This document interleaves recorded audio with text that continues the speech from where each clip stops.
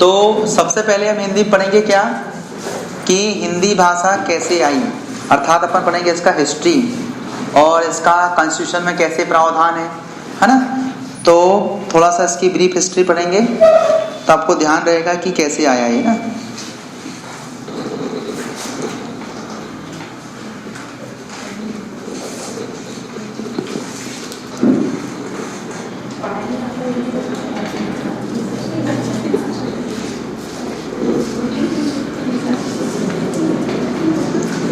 देखिए, जब हम हिंदी पढ़ेंगे तो हिंदी क्या है, एक सब्जेक्ट नहीं है, सब्जेक्ट बाद में बनाया गया। एक्चुअल में क्या है, ये लैंग्वेज है, ये भाषा है, ठीक है ना। तो देखिए, अगर हमारे भारत में देखा जाए, देखिए हिंदी की उत्पत्ति है ना, इसे भारत में ही मानते हैं। इसकी उत्पत्ति कहाँ हुई बताइए, भारत में हुई। कैसे हुई, देखिए हमारे यहाँ पर हम देखेंगे तो खास तौर पे, ठीक है ना, जब हमारे यहाँ पर पाषाण काल चल रहा था, हिस्ट्री में आपने पढ़ा होगा, पूरा पाषाण काल, मध्य पाषाण काल, नव पाषाण काल, उस टाइम में मालूम है हमारे पास कोई लैंग्वेज नहीं थी, ठीक है, बिल्कुल नहीं थी। तो उस समय के काल को हम बोलते हैं प्राग ऐतिहासिक काल। क्यों, क्योंकि उस समय की हमें कोई भी स्टोरी नहीं मिलती है, कोई भी ऐतिहासिक बातें हमें क्या प्रमाणिक रूप से लिखित नहीं मिलती हैं, मतलब उस समय भाषा ही नहीं थी। जब भाषा ही नहीं होगी तो कैसे लिखेंगे बताइए, ठीक है ना। फिर बाद में आती है आदि ऐतिहासिक काल, मतलब ऐसा काल जिसमें लैंग्वेज आ गई थी, जिसमें लैंग्वेज आ गई थी और लोग बोलते भी थे, लिखते भी थे, लेकिन उस लैंग्वेज को हम पढ़ नहीं पाए। जैसे आप जानते सिंधु घाटी सभ्यता को हम आदि ऐतिहासिक कहते हैं। ये ऐसी घटना थी, इस समय ध्यान रखना लैंग्वेज आ चुकी थी, लेकिन लैंग्वेज का अलग रूप था। वो क्या था, भाव चित्रात्मक, बूस्ट्रोफेदन। इसका मतलब अगर आपको कोई भी बात लिखना होता था, ऐसा नहीं लिखते थे। जैसे मान लीजिए मैं शिकार करने जा रहा हूं, ये हिंदी हो गई, लेकिन मालूम है इसमें ऐसा करते थे वो लोग,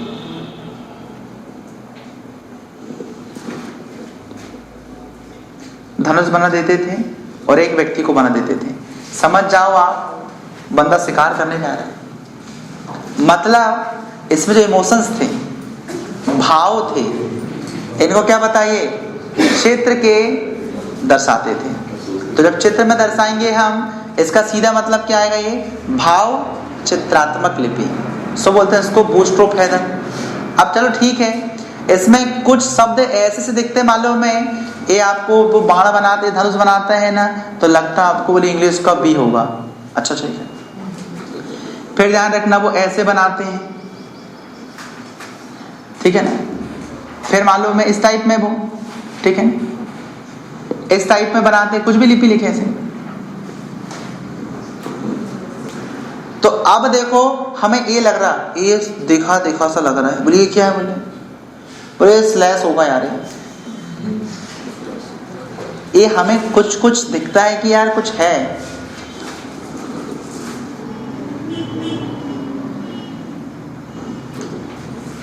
बोले हैस हो गए, हैस नहीं है, समझ रहे हो, ये हैस नहीं है।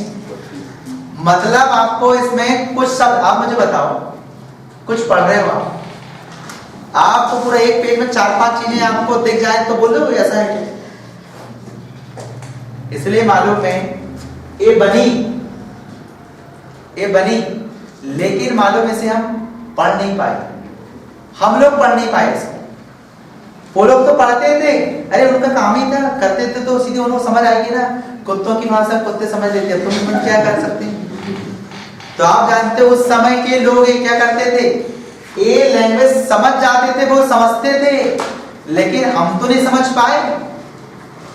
इसका सीधा मतलब क्या है, एक आद ऐतिहासिक काल, मतलब इसमें लिपि बन चुकी थी, भाषा भी बन चुकी थी, लेकिन उस समय जो भाषा चल रही थी, जो लिपि चल रही थी, तो वहां के लोगों को समझ में आती थी, लेकिन हम नहीं पढ़ पाए। हम नहीं पढ़ पाए तो कोई काम है का इतिहास नहीं, इतिहास हमें नहीं बनाए ना। जब हम नहीं पढ़ पाए तो क्या का इतिहास बताइए। इसलिए मालूम है किसी भी हम लैंग्वेज नहीं मानते, क्योंकि हम पढ़ नहीं पाए। फिर आप जानते हो आता है ऐतिहासिक काल। तो ऐतिहासिक काल हमारे भारत में शुरुआत कहां से होता है? जहां से हमें ऐतिहासिक चीजें मिलती हैं, जहां से हमें लिखित प्रमाण मिलते हैं, जहां से हमें लिखित साक्ष्य मिलते हैं। तो कहां से मिले बताओ? हमारे भारत की पहली पुस्तक थी क्या? ऋग्वेद। जानते हो भारत की पहली लिखित पुस्तक कौन सी थी? ऋग्वेद। इसका मतलब हमारे यहाँ पर भाषा अब शुरू हुई, भाषा का इतिहास अब शुरू हुआ। लगभग 1500 ईस्वी पूर्व हमारे यहाँ पर क्या हुआ? संस्कृत भाषा का आगाज हुआ। तो हमारे भारत देश में संस्कृत भाषा की क्या भी बताइए उत्पत्ति हुई।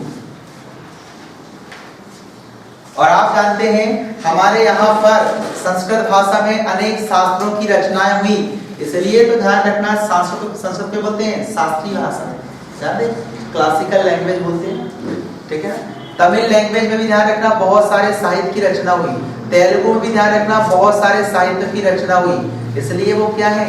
क्लासिकल लैंग्वेज, शास्त्रीय भाषा है कि नहीं बताइए, है ना? हाँ, इसलिए तो अभी देखेंगे हम यहाँ पर हिंदी में, तो आगाज कब से हुआ? संस्कृत से हुआ।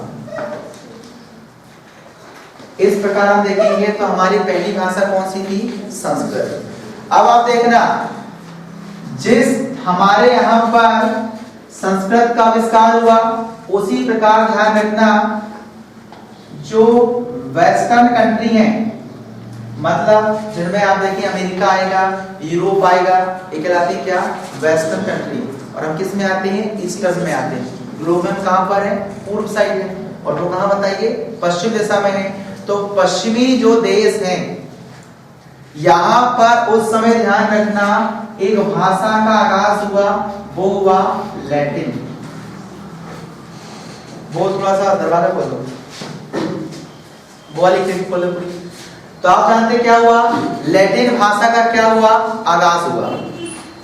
हमारे यहाँ क्या हुआ? संस्कृत भाषा का हुआ, इधर क्या हुआ? लैटिन का हुआ। अब देखना जरा यहाँ पर, आप जानते हो संस्कृत लैंग्वेज काफी कठिन मानी जाती है, और आप लोगों ने भी पढ़े हो। एक जब उसका श्लोक लिखते थे तो 10 बार लिख के प्रैक्टिस करते थे, कहाँ बिंदु छूट गई, कहाँ पर कॉमा छूट गया, कहाँ पर हरफ लगेगा, होता था ना। देखो बोलना अलग है, पढ़ना अलग है। देखो हिंदी में आप अगर रहीमत पानी राग के बिन पानी सब सुन आराम से लिख लोगे आप, ठीक है। और आप जानते जब आप संस्कृत के 2 याद करते थे ना, तो उसमें लिखने की प्रैक्टिस आती थी, और पेपर में आता भी, लिख के बताओ जरा।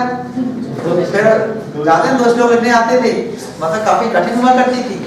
अब यार देखो, जिस प्रकार पश्चिम ने क्या किया,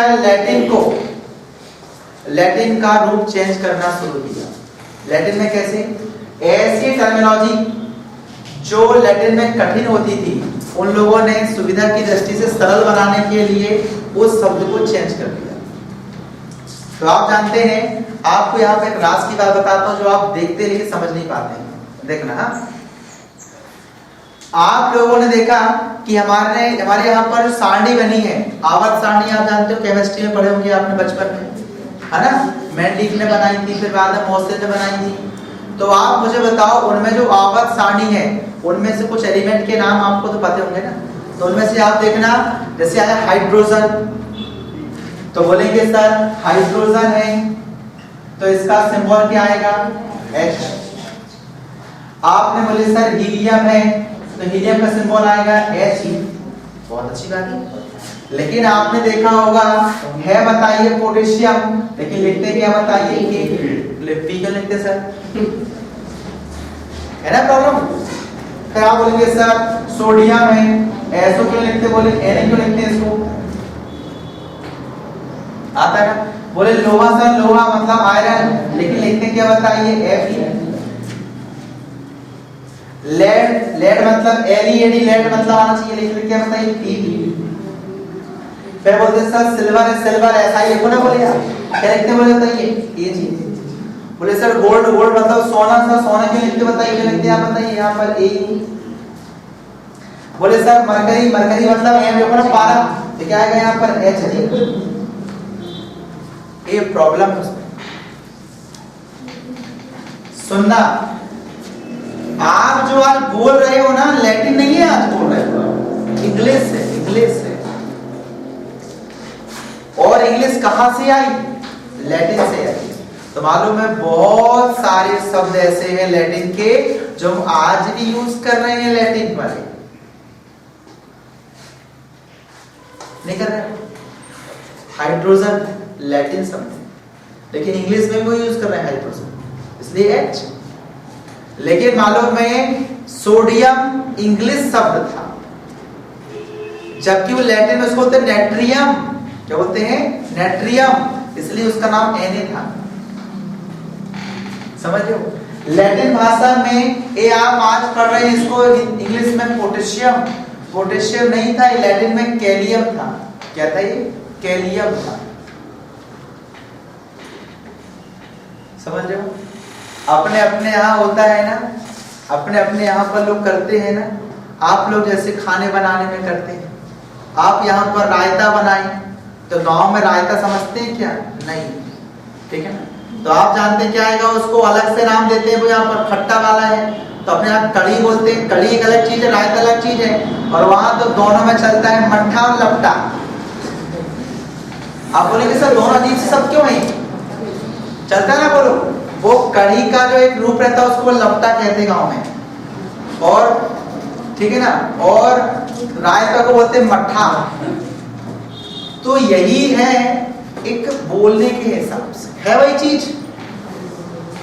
तुम कड़ी कह के खाओ, लपटा कह के खाओ, खाओगे भाई, लेकिन अंतर है। यहां पर वही आया, एक पोटेशियम हम बोल रहे जरूर इसको, लेकिन क्या था ये? कैलियम,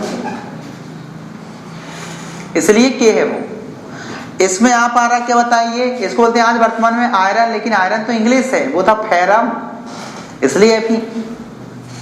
आप आज को देख रहे हैं, आप बोलते लेड, बोलते सर लेड, एल मतलब एलेड हो जाएगा, नहीं, वो था प्लम्बम, इसलिए पीवी। इसी प्रकार आप जानते हैं क्या, ए अर्जेंटीनम था, सो एजी आएगा। आज हम बोलते हैं सिल्वर, इसलिए ऐसा ही नहीं आएगा उसमें। आज आप बोलते हैं सोना को गोल्ड, गोल्ड तो इंग्लिश है, एक्चुअल में ऑरम है लैटिन भाषा में उसका नाम। आज आप देखते हो पारा, पारा मतलब मरकरी, लेकिन के सर एम जी नहीं, वो हाइड्रोजेनियम है, सो क्या आएगा यहाँ पर? Hg। तो ए है गड़बड़। गड़बड़ इसी वजह से है, क्यों? जो मैनलीफ की सारणी बनी है वो बनी है किससे बताइए? लैटिन से। लेकिन आज हम क्या बोलते हैं? इंग्लिश। तो मालूम है बहुत सारे शब्द ऐसे हैं जो आज भी हम लैटिन के यूज करते हैं और कुछ नए बना लिए अपने हिसाब से इंग्लिश के, इसलिए यहाँ पर गड़बड़ होता है। चिंता मत करो, गड़बड़ इसमें भी होता है। अब यहाँ से देखो, ये समझ में आया? अपने इसको नहीं पढ़ना क्योंकि इंग्लिश पढ़ाएंगे तब बात अलग है, अपन हिंदी पढ़ रहे हैं, हिंदी यहाँ से लाओ। ये देखिए संस्कृत भाषा का आगाज हो गया, अब और ये हिंदी भाषा, लाइन हिंदी भाषा को। अब देखो संस्कृत बहुत कठिन थी, जानते हो पंडित जी मंत्र पढ़ते हैं ना, ऐसा लगे जैसे तोतले पंडित जी हैं, आवाज समझ में आती है। कितने बड़े बड़े शब्द होते हैं, मंत्र एक जैसे वो बोलते हैं, ऐसा बोलेगा अच्छे खासे पंडित जी बोले तोते पंडित जी है ना, लैंग्वेज ही वैसी है। आप उदाहरण तौर पे अगर कोई बड़े बड़े श्लोक आपसे पढ़वाएंगे, हिंदी पढ़ते जरूर बनती होगी आपसे, लेकिन आपको यही पता नहीं होता इतना लंबा शब्द में कहाँ ब्रेक करके पढ़ूं, इसको बोलने में दिक्कत आती है। अब देखो यहाँ पर, तो संस्कृत से हमने हिंदी का आगाज किया, एकदम से नहीं बन पाई। देखना, संस्कृत से हमने धीरे धीरे हिंदी को लाया, ठीक है ना। कुछ शब्द मालूम में हमें संस्कृत के क्या बताइए, कुछ शब्द हमें संस्कृत के ऐसे लगे जो हमें लगा कि नहीं ये सुइटेबल है, हम इसे बोल सकते हैं, तो हमने उसको क्या ला लिया, हिंदी में लेकर आ गए, ला लिए। जैसे हुआ बताइए अग्नि, क्या ला लिए? अग्नि। मतलब हमने क्या बताइए, अग्नि बोलते बन रहा हमसे, हमने अग्नि को लेकर आ गया। तो मालूम है ये संस्कृत में भी अग्नि है और हिंदी में भी क्या हो गया, अग्नि है। इसका मतलब हमने क्या किए बताइए, संस्कृत के ऐसे शब्द जब वो हिंदी में आए अपने बिना रूप चेंज करके आए, जैसे कि तैसे आए, तत्सम, जैसे थे वैसे ही आए, तो क्या है तत्सम। पढ़ेंगे तत्सम शब्द, तद्भव शब्द वही तो होते हैं। मतलब ऐसे शब्द जो इंग्लिश में हम यूज करते थे, सॉरी संस्कृत में यूज करते थे, वो संस्कृत से जब वो हिंदी में आए उन्होंने अपना रूप चेंज नहीं किया, जैसे कि तैसे आए, वो है तत्सम। सम मतलब समान, तत् मतलब जैसे थे वैसे ही आए। ठीक, तो अब आप जानते हो ए हुआ तत्सम, हिंदी में यूज होता है अग्नि, मतलब समझो तत्सम शब्द है वो। लेकिन अब आप जानते हो जिसको अग्नि बोलते नहीं बनता था, कई लोगों की जीभ पलटती नहीं। गांवों में कहा गया, बोले एक काम करो, अग्नि अग्नि रहने दो, बोले सीधे बोलो क्या बताइए, आग। तो आज आप जानते हो बोलते हैं ना, आग लग गई बुझाने आओ, ऐसा बोलोगे अग्नि लग गई बुझाने आओ, दोनों एक ही चीजें हैं वो, लेकिन यूज करने का तरीका है। देखो मैं देखो हिंदी बोल रहा हूं, आग लग गई बुझाने आओ, अग्नि लग गई बुझाने आओ, बात एक ही है। लेकिन जब मैं अग्नि को बोलूंगा तो पूरा हिंदी लैंग्वेज है, लेकिन अग्नि तत्सम शब्द है। जब बोलूंगा आग लग गई बुझाने आओ, हिंदी बोल रहा हूं मैं, देखो हिंदी बोल रहा हूं, लेकिन क्या आएगा वो आग तद्भव शब्द है। क्यों? तद्भव शब्द ऐसे शब्द होते हैं जो ध्यान रखना संस्कृत में कठिन होते हैं, उनको सरल बनाने के लिए उनका रूप चेंज कर दिया जाता है, लेकिन इनकी उत्पत्ति यहीं से होती है। तद्भव मतलब जहां वो शब्द था वहीं से उद्भव मतलब पैदा हुआ है, लेकिन अपना रूप चेंज कर लिया है। जानते हो, भले वो वहीं से पैदा हुआ है, लेकिन उसने क्या बताया, अपना रूप चेंज कर लिया है, कहलाते हैं क्या, तद्भव। तत्सम समझ में आ गया, जैसा का तैसा। तद्भव मतलब वहीं से पैदा होकर नया बन गया, वो है तद्भव।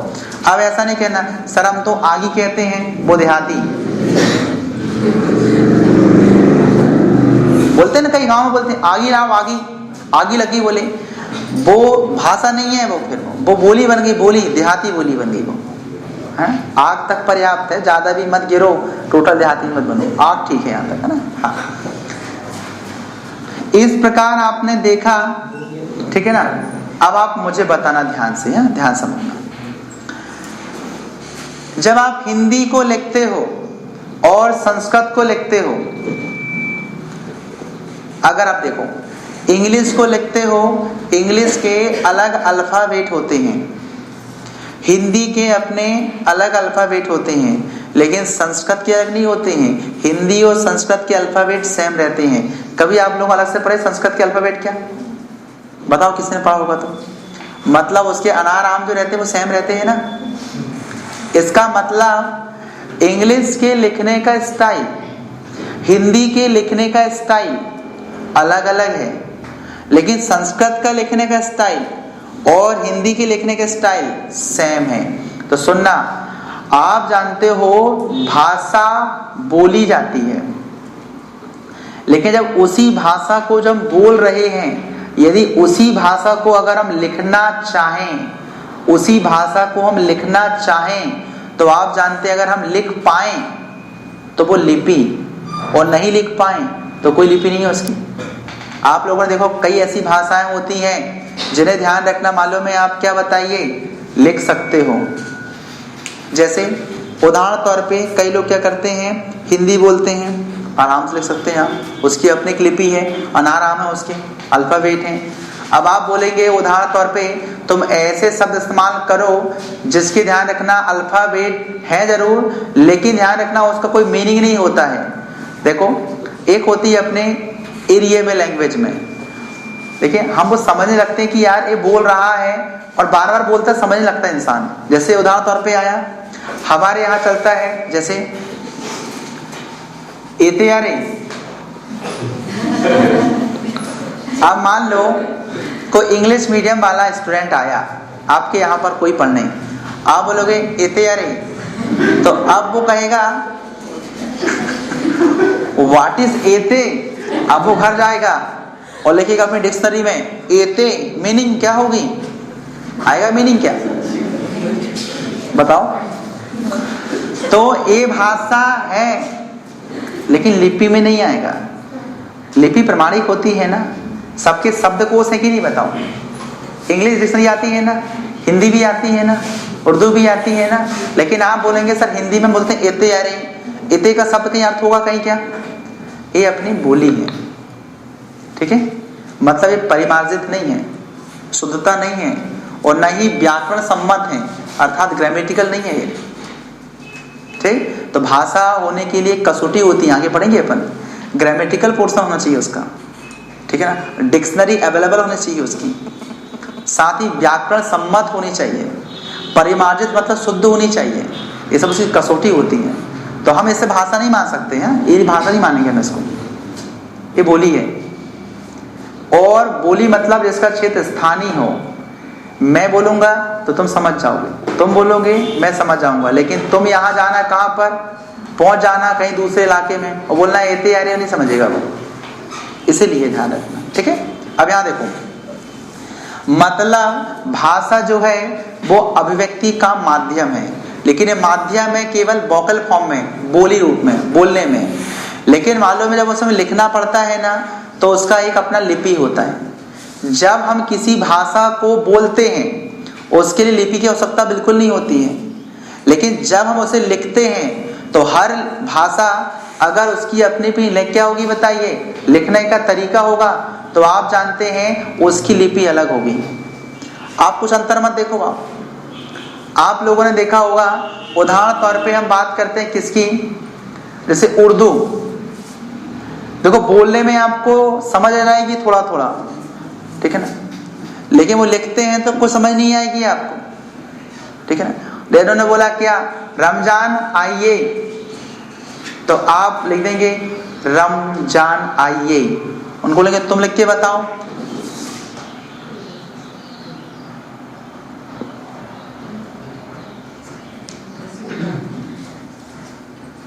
रमजान,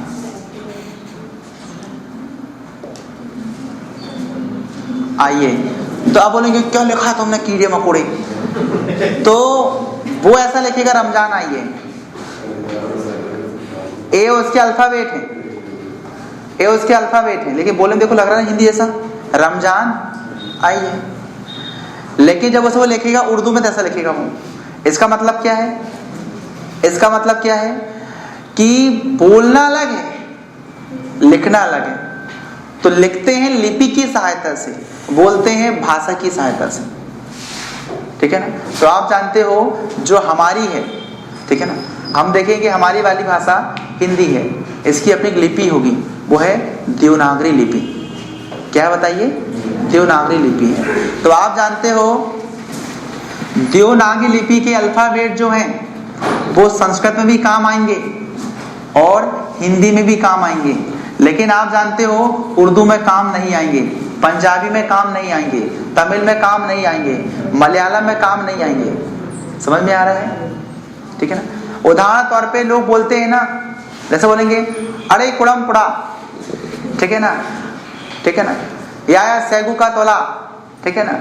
अगर मान लो बोल भी रहे हैं उसको तो आप कैसे लिखोगे, ठीक है ना। अब उदाहरण तौर पे कोई ने ध्यान रखना एक शब्द लिखा, ठीक है ना, जैसे ध्यान रखना उसने लिखा मैं आपसे प्रेम करता हूं, एक ने लिखा यहां पर, एक और लिखा तया सोबत प्यार कर तू। अब आप देखो मराठी वाला बोलेगा क्या बोलेगा, वो तया सोबत प्यार कर तू, तो लिख दो ना आप तया सोबत प्यार कर तू। यार भाई वो मराठी है, देखो कौन सी भाषा हिंदी में लिख सकते बताओ ना आप तो बोलेंगे तो इंग्लिश में लिख देंगे सर, ठीक है ना। आई एम मोहन, पागल हो तुम ऐसे लिखोगे, तो ऐसे लिखोगे इसको क्या? आप मुझे बताओ, आप बोलो आई एम मोहन, ठीक है, आपकी कोई पकड़ने वाला नहीं है यहाँ पर, आई एम मोहन, वो लिख के बता जरा, बोले तो आई एम मोहन, लगी आपकी बात। देखो बोलना अलग चीज है, मैं आपको बता दूं हर लैंग्वेज को आप बोल सकते हो, बोलना अलग है, लेकिन लिखना अलग चीज है, ठीक है ना।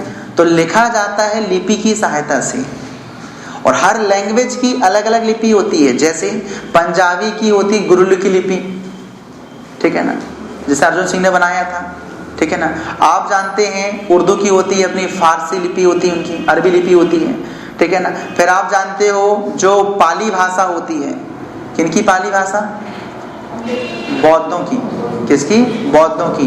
वो काय में लिखते हैं? ब्राह्मी लिपि में लिखते हैं, ठीक है ना। अब आप जानते हो उदाहरण तौर पे जो जैनों की भाषा होती है वो थी प्राकृत भाषा।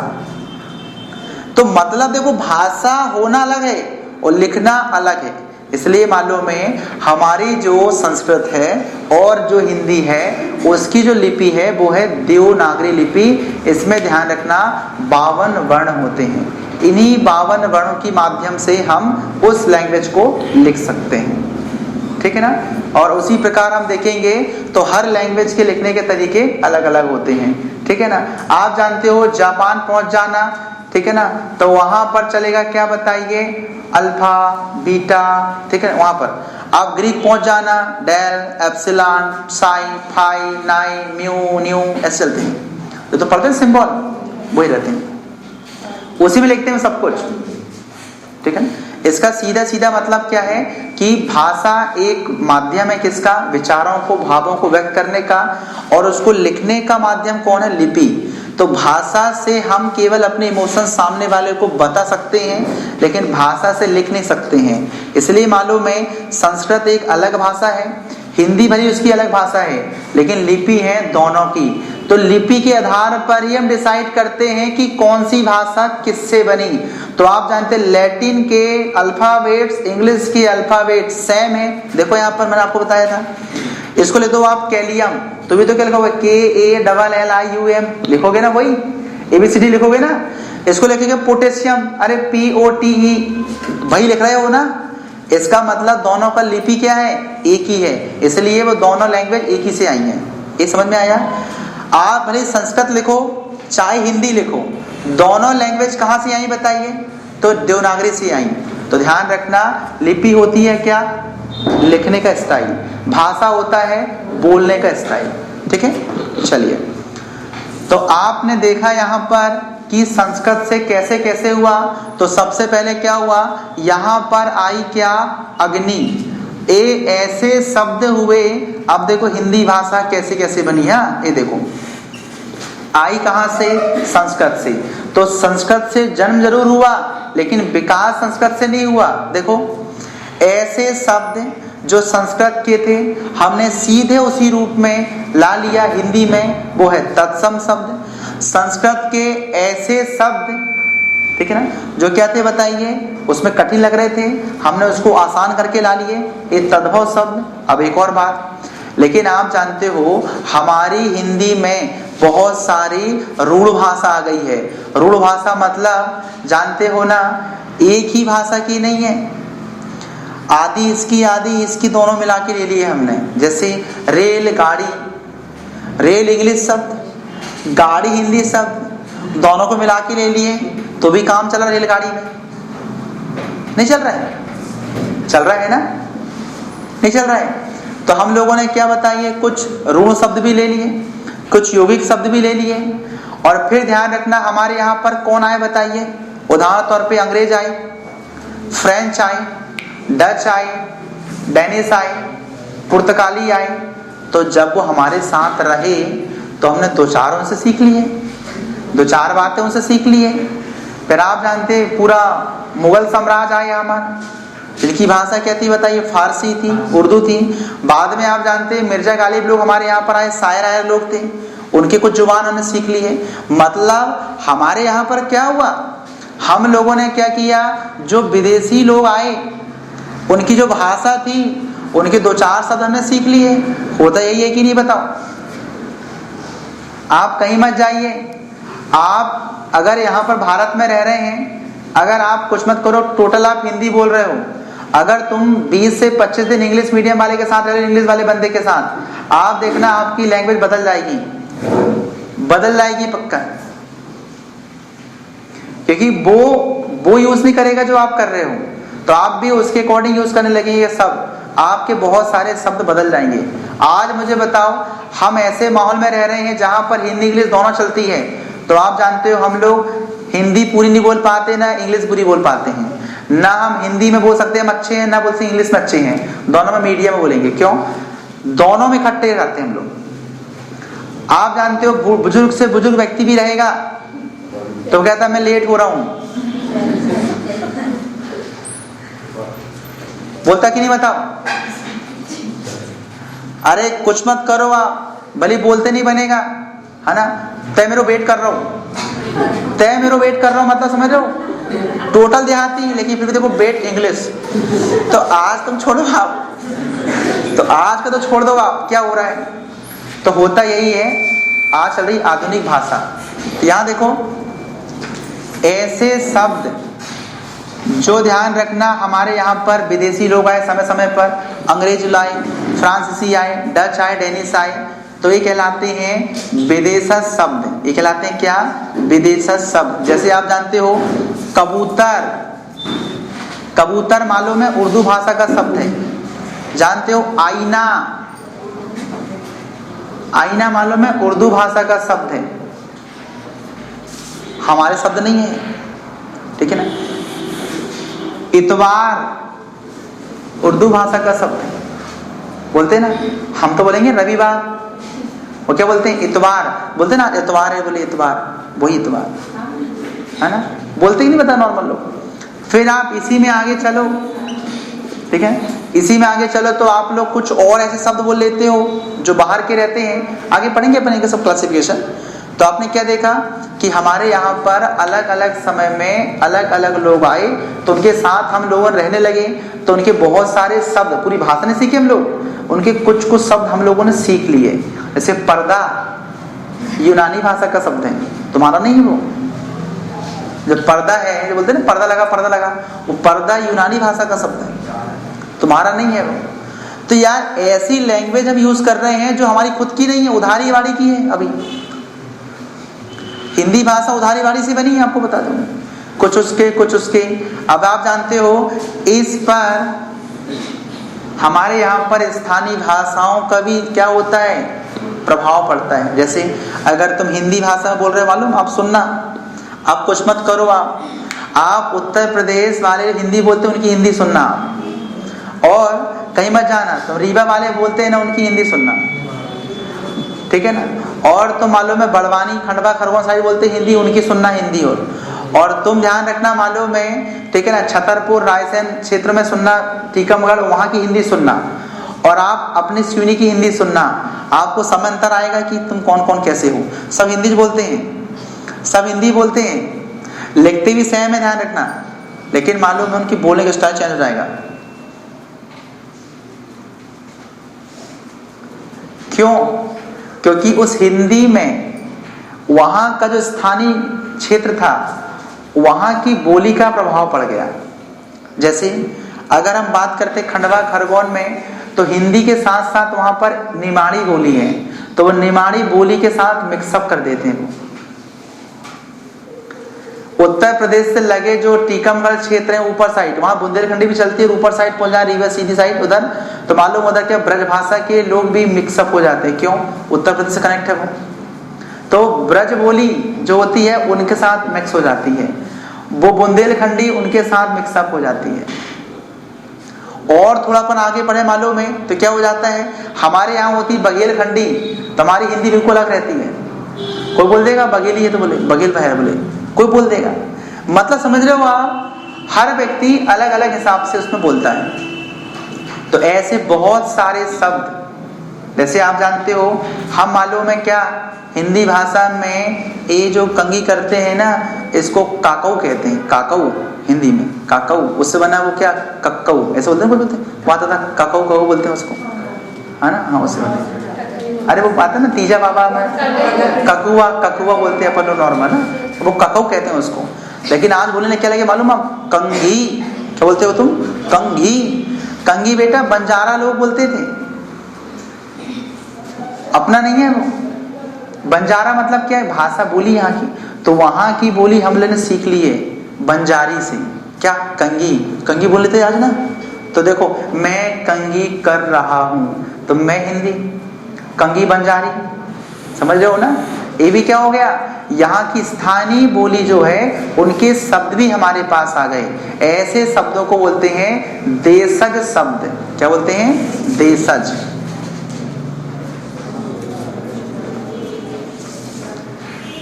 ठीक, अब आप जानते हो इन शब्दों की वजह से ध्यान रखना हमारी हिंदी भाषा पैदा हुई। इसलिए हिंदी भाषा को हम क्लासिकल लैंग्वेज नहीं मान सकते हैं। क्यों, क्योंकि ये क्लासिकल लैंग्वेज हो नहीं सकती है। क्यों नहीं सकती है, क्योंकि उधारी बाड़ी की है। हमें कठिनाई हुई संस्कृत में तो हमने हिंदी लेकर आए। हिंदी पहले वैसे नहीं आई, इसलिए जितनी भी क्लासिकल भाषा होती है वो पहले ही आती है, वो किसी से पैदा नहीं होती है।